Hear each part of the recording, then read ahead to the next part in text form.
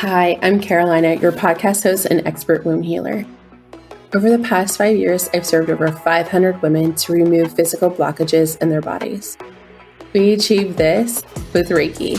I believe healing doesn't have to be done alone, nor should it be.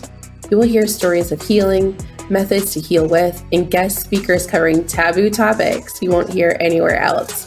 Let's continue this journey of womb healing together.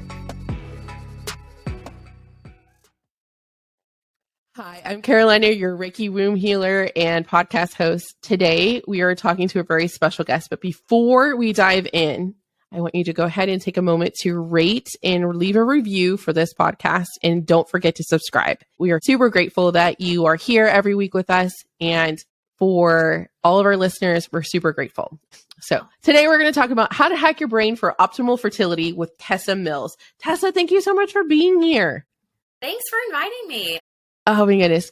So a little thing for our listeners to know, I'm in Nebraska and you're in Iowa. So technically we're neighbors. Not only are we friends now, we're neighbors. Mm-hmm. I know. It's a small world, isn't it? Like so true. It's super small. So can you give us a little introduction of like what you do? And I know you work in the fertility space, but give us a background of like, how are we going to hack our brain and how do you do that? And I know you serve so many people. So give us the deets. Yeah. Well, my background is actually in public health. So I started my career working in the cancer prevention world. And probably about the age around 27, I had what I like to refer to as a dark night of the soul. I'm like, wait a minute. This is not the work I want to be doing. Super familiar. It was awful. But it was very, very needed for my transformation, because what ended up happening was I just really, well, first of all, I did not like working for somebody else. That was not my jam. I realized I worked very differently than other people. And I also just felt like my unique brain, my interests, my talents weren't really being utilized. And so I ended up hiring a brain-based life coach to sort of help me figure out, okay, what's next? What do I want to do? I know all the things I'm interested in, but how do I put everything together into a pretty little package and start a business and make money from it? And simultaneously about that time, my husband and I were about to get married. And so we were starting to have these conversations around when might we want to have a family. And so simultaneously, I'm working with this brain-based coach to try to figure my life out. And I'm also thinking more and more about my fertility. And what was interesting was I thought, oh my gosh, like the first question that triggered all of this in my mind was, how am I supposed to get pregnant if I've been on birth control for, a decade plus? And the reason I was always put on birth control was actually because I had really like irregular periods. Like sometimes I would go up to 6 months without having a period, and I would go to the doctor concerned, and they would say, unless you're trying to get pregnant, there's really nothing that we can do. We're just going to put you on birth control and send you on your way. And I, even as a young person, that didn't always make sense, but it just wasn't something that was forefront of my mind. And so once I met my husband and we were, engaged and we started talking about this stuff, I thought, oh, we need to figure this out. Like this, I'm not sure how this is supposed to work. And so I ended up buying the amazing book, Taking Charge of Your Fertility by Toni Weschler. And I'm sure most of your listeners are probably aware of that book, but I call it the Bible of women's reproductive health. I bought that book and I devoured it in a crazy amount of short time. I was blown away at how much I did not know about my body, my fertility. And so I ended up learning how to chart my cycles using a fertility awareness based method, became obsessed with the fact that you can actually look at your cycle charts and you can identify pretty accurately health issues that can show up in your charts. And so I had been off birth control for a year and I was still having really long cycles. I was losing my hair. I was gaining weight super rapidly. I had all these things going on. And I knew based on my research and my cycle charts, I probably had something going on with my thyroid. And it was when I went to my doctor that year for my physical that was sort of the transformation day. I went in, I said, look, I've been charting my cycles. My husband and I would like to get pregnant someday. These are things I've been noticing. I really think that we should check my thyroid because this is not normal. It's not normal to go 80 some days between periods. And she looked me dead in the eye and she said, if you're not trying to get pregnant right now, or you've been struggling, there's really no need to run tests or look into this further. And it was almost verbatim. Wow. Yeah, it was almost wow. what every doctor I had seen in the past 10, 15 years had said to me. It was some variation of, if you're not trying to get pregnant right now, your cycle health, and in my mind, I'm like, you're talking about my body as well. Like, it's not important. Talk about the patriarchy, right? And the sexism that exists within our healthcare system. And it was like everything became clear to me in that moment as someone who worked in public health, who was very like perplexed with the whole idea of the fact that in the United States, we have one of the worst maternal mortality outcomes of all like developed countries. And I'm thinking to myself, holy shit, it starts here. It starts here because we don't teach women about their menstrual cycles. We slap birth control on any, gynecological concern. And then we say to women, well, unless you're struggling to get pregnant, your health isn't really important. That's so effed. That's so effed. So it was not until I started doing some research for the season 2 did I learn that painful periods are not normal. Mm-hmm. Like the point where you're like, so I just assumed because other women around me had the same issue, like it's moodiness, okay, discomfort, okay, but like there's been like these cycles where sometimes I'm in bed for a few days. Mm-hmm. And it's like my energy levels are totally like, but I also have a friend who had fibroids and things like that, where it's to the point where like she can barely stay awake when she has her periods, but they're so painful. Like it's like migraines, throwing up, like she can't. So I'm like, so I called her because we recently interviewed an REI named Carolina Suedo, and she said that she goes, yeah, it's worth an evaluation. If you have super painful periods, it's worth an evaluation with your doctor. So I called my friend and I was like, hey, you need to know this. Did you know it's not supposed to hurt? And she said, no. I said, yes. I said, it's not supposed to hurt. We've been lied to. Our mothers lied to us. And she's like, shut the front door. I was like, no. Let me send you my podcast. I sent her my podcast episode from last week. I was like, it's straight from a doctor's mouth. And she's like, oh my God. So we had no idea. Yeah. And I didn't even know charting your cycle was important until my friend, when I got my IUD out, she's like, so how long is your period? I was like, I don't know. But it came back the day after I took it out. I said, I just know it comes every month. And she goes, do you know your window? I was like, window for what? I knew nothing about fertility until I met this one friend. And she's like, what's your temperature every day? I was like, temperature of what? She's like, do you not take your temperature every single day that you wake up? I was like, what the fuck are you talking about? I literally knew nothing. Until I knew nothing even when I was trying to conceive. I didn't know anything about, I just knew like ovulation was when the egg was released. You have sex, you get pregnant. But I didn't know like people refer to it as a window. I sound so dumb.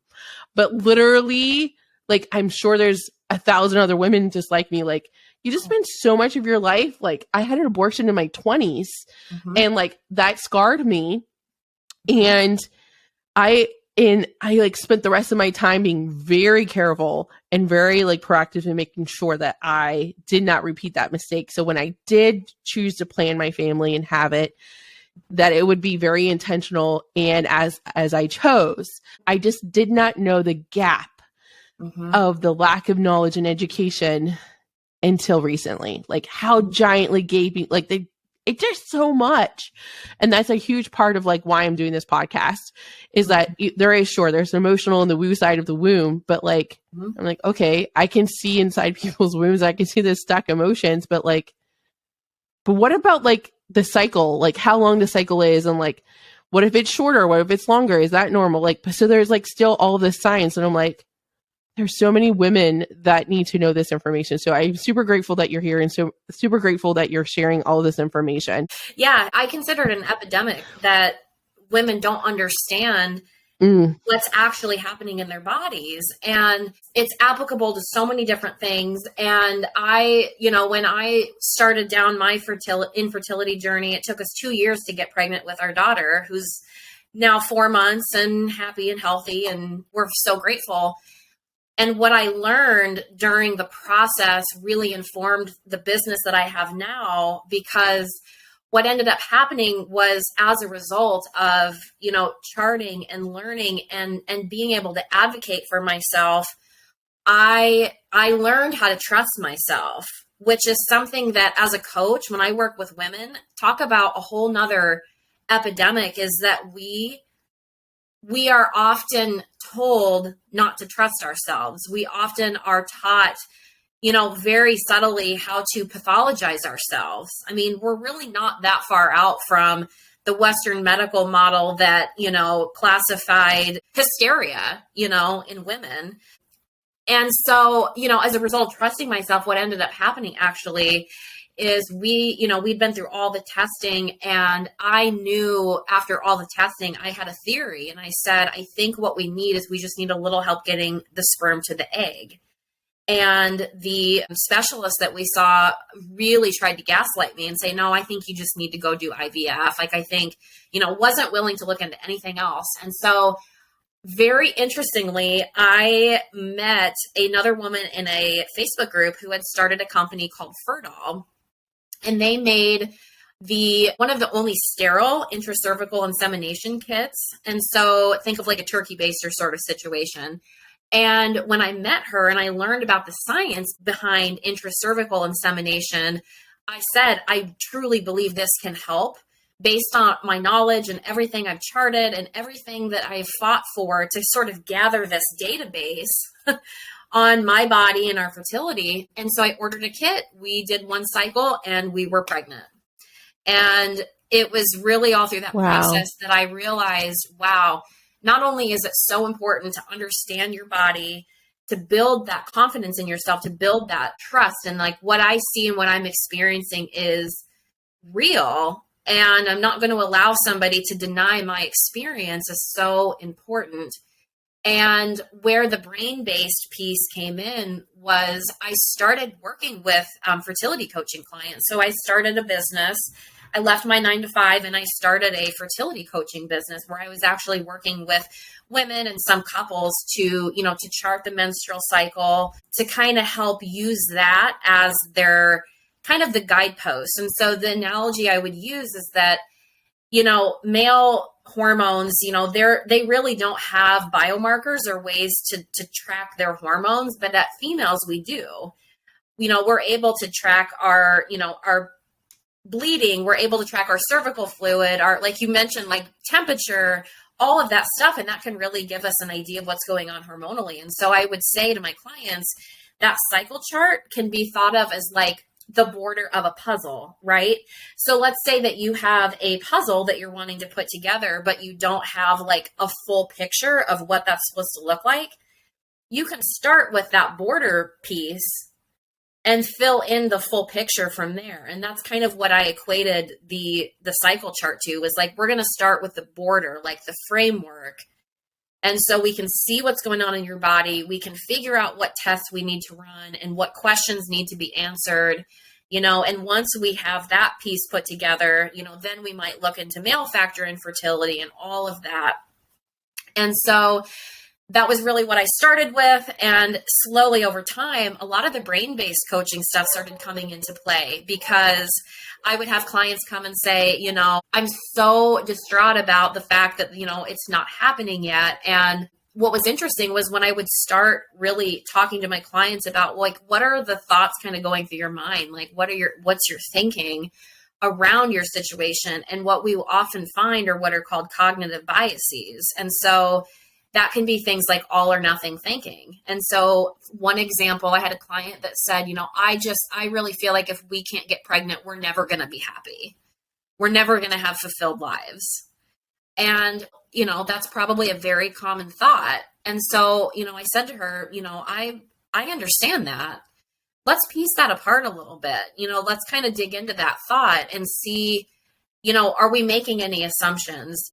Are there any pieces of data that are missing? And so that's where a lot of the brain-based stuff would come in. And so it's just this really interesting mix of not only teaching people how to pay attention to their cycles, to understand their bodies, be able to advocate for themselves, but also the mind piece is so vitally important. That's a long, long answer to your question.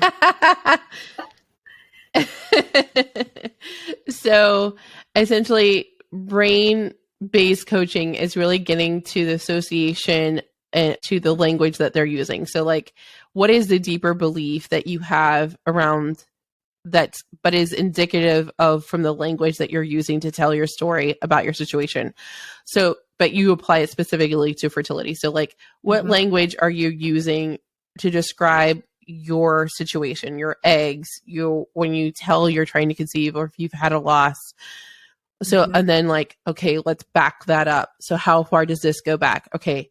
So then what is the root cause? What is the root belief here that this is all stemming from? But then how do you change it? What is, so like so hacking the brain is essentially changing that, but how do we go about doing that?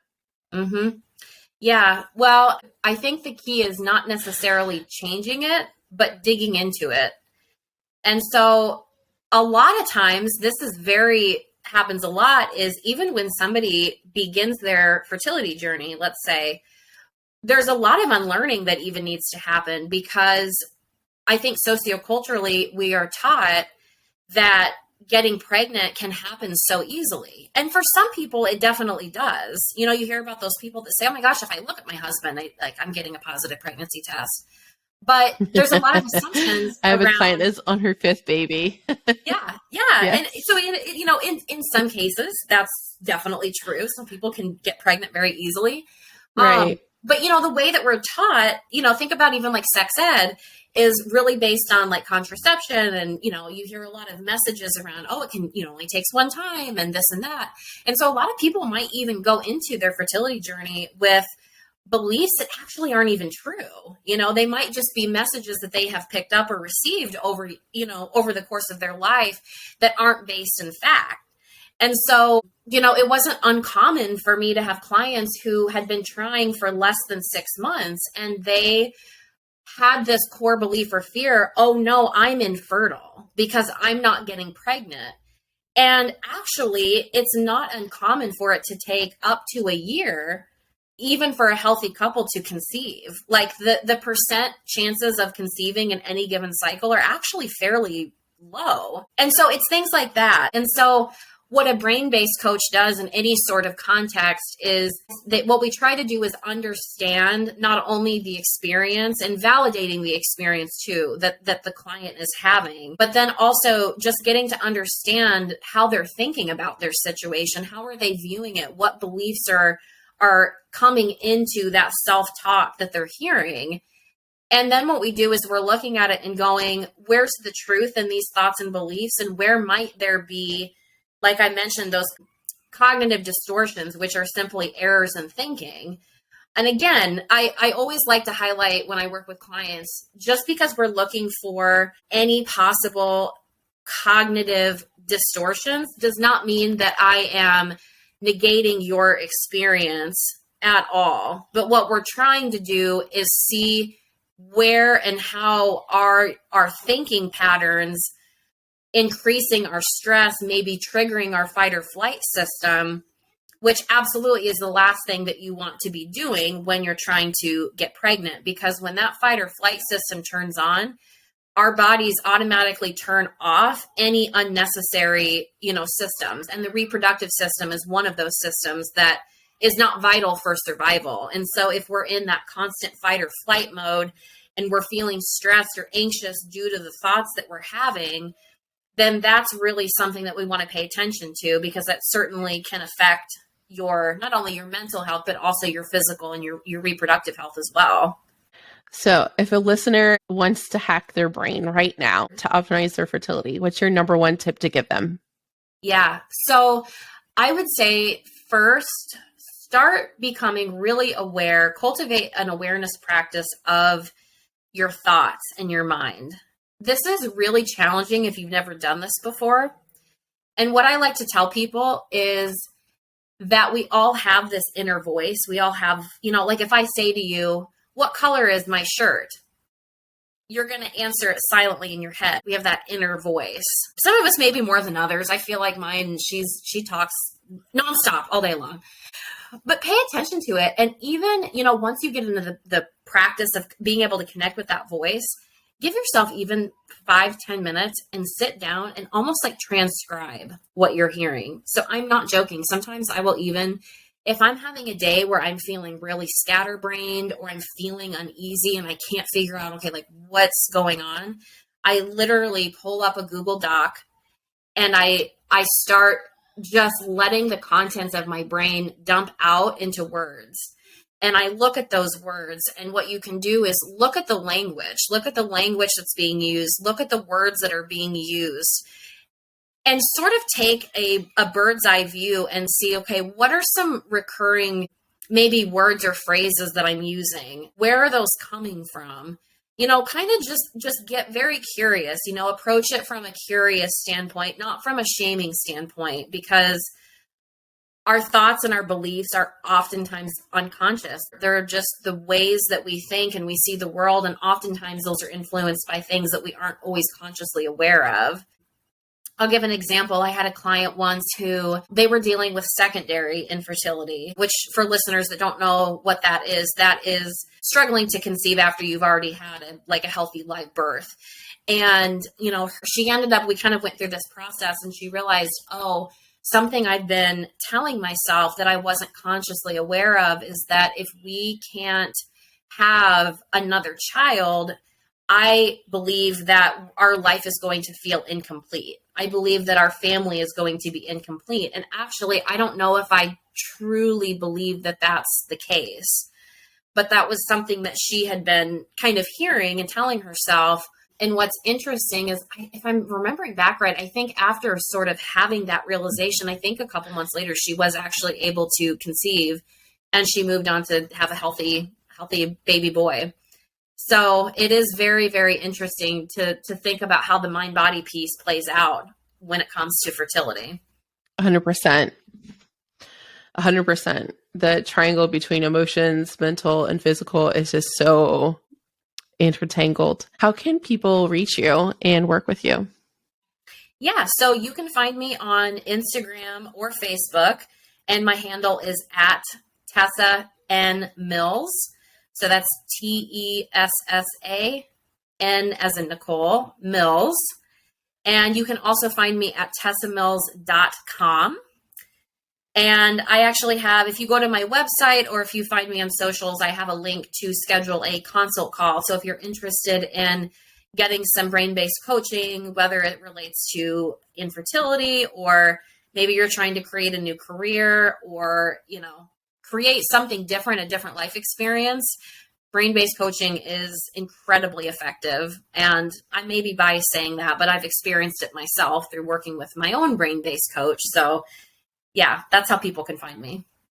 So Tessa, thank you so much for being here. And thank you for sharing your story, your wisdom, and how you serve the world. We're so grateful for it. And till next time, I hope you have the best night. It was an honor to connect and serve you this week. If you are a spiritually curious person wanting to conceive and heal blockages in your fertility, click the link in the episode description to learn more about the Fertility Foundation Collective. Until next time, my friend, know you are loved.